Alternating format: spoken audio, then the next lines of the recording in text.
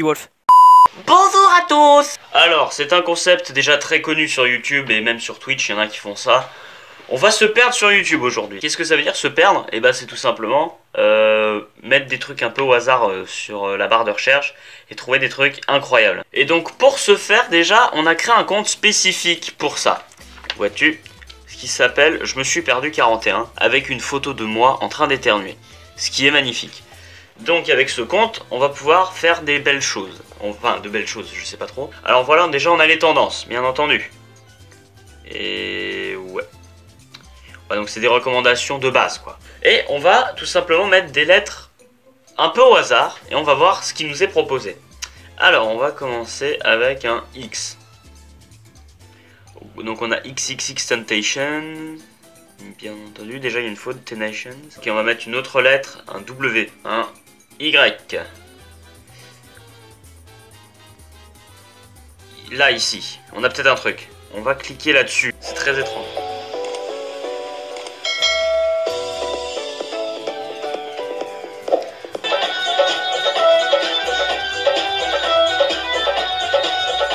Voilà ce que c'est se perdre sur YouTube en gros. C'est chercher des trucs un peu au hasard et tomber sur des trucs comme ça qui font peur. Alors attends, on va regarder les commentaires.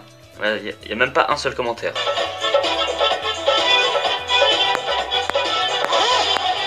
On va mettre un petit commentaire quand même pour remercier cette personne de nous avoir publié ça. Donc bravo. Avec des fautes, on va faire un bien entendu. C'est trop bien, un point d'interrogation. Voilà. Bon, on va aller chercher autre chose parce que là c'était très approximatif. Dans ces circonstances, un dictionnaire ça peut être utile. Bon, c'est un dictionnaire italien, mais on va s'en servir. On va utiliser les mots français pour voir parce que ça peut être drôle. Je viens de voir que dans le dictionnaire, il y a le mot relou.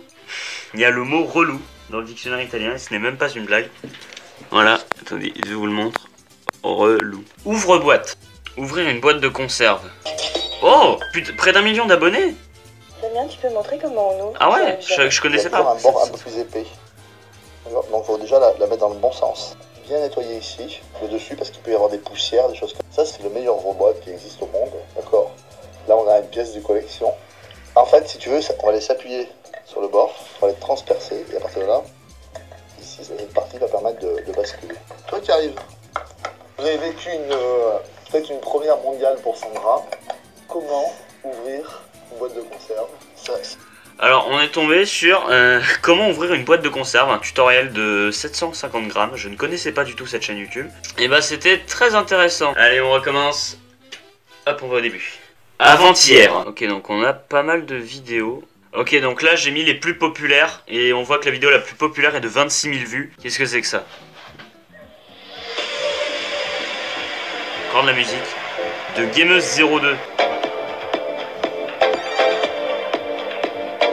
Ok, donc on est sur une vidéo qui nous montre en fait que un papa a refait son garage et a mis du carrelage. Non, il y a 0 commentaire, mais qu'est-ce qui se passe là? Ouah, c'est trop bio. Remember l'ombre des shadows. Remember le temps des 60s. On est sur une musique. Alors je ne sais pas si c'est une musique qui a été republiée. Bah si, en fait, la musique Remember, donc l'original c'est ça. Qui a fait encore moins de vues. Ok, donc allez voir cette musique. On va aller chercher un autre mot dans le dictionnaire. C'est parti! Laboratoire.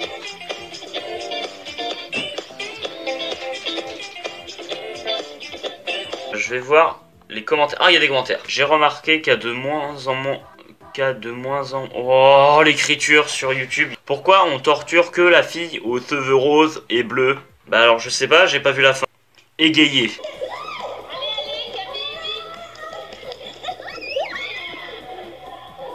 Pas chasser pour s'échauffer avant le cours de gym, pyramide humaine dans une autre salle pour apprendre l'art du cirque, au COSEC 2 pendant 15 jours, les enfants inscrits au passeport loisirs ont le choix de leur activité. Sur toute l'agglomération, pendant les vacances, 300 enfants peuvent pratiquer 50 sports et loisirs encadrés par autant d'associations et clubs troyens. Une formation et de découverte qui puisse exister. Sonia, salariée au club de Troyes Gymniques, a une... Et bah c'était pas intéressant. Ouh là là là là là là là. Quille. On a peut-être des chances de tomber sur du bowling, mes amis. Fabrication d'un porte-clés quille de bowling. Bon, musique surutilisée, on va pas se mentir. Donc là, il est en train de faire la quille. C'est vachement... C'est très agréable à regarder, c'est comme la poterie. Waouh, c'est trop bien.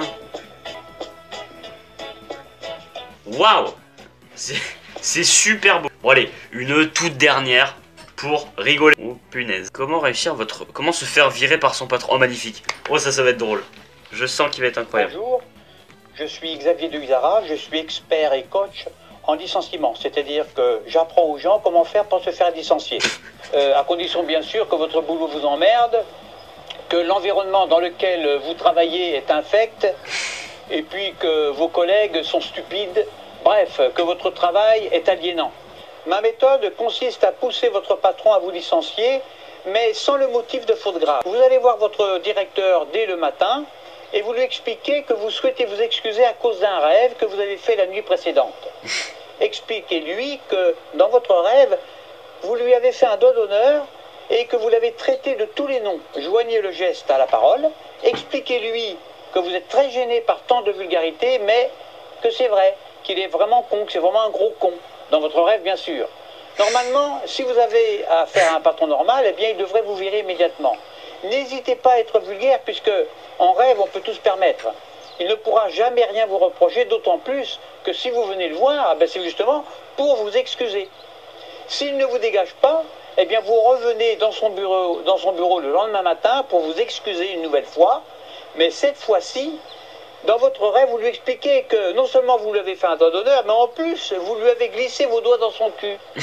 Expliquez-lui bien que vous êtes très gêné par tant de vulgarité, insistez, mais que c'est la vérité.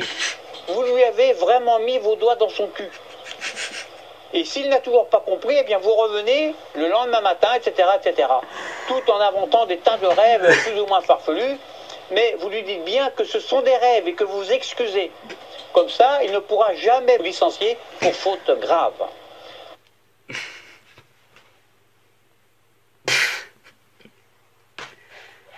Alors, allez vous abonner à Xavier Louis de Huizara. Je crois que c'est un génie. Je crois qu'on a affaire à un génie. Avec le rêve où on rêve qu'on lui fout un doigt dans le est-ce qu'on peut aussi joindre le geste à la parole?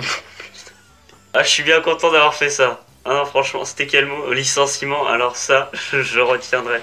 Bon, eh bien c'était bien sympa. Sinon, j'espère que cette vidéo vous aura plu. Si c'est le cas, mettez un pouce bleu, bien chromé. Abonnez-vous à la chaîne pour plus de vidéos. On se retrouve dans de prochaines vidéos. C'était Didi Wolf. Arrivederci.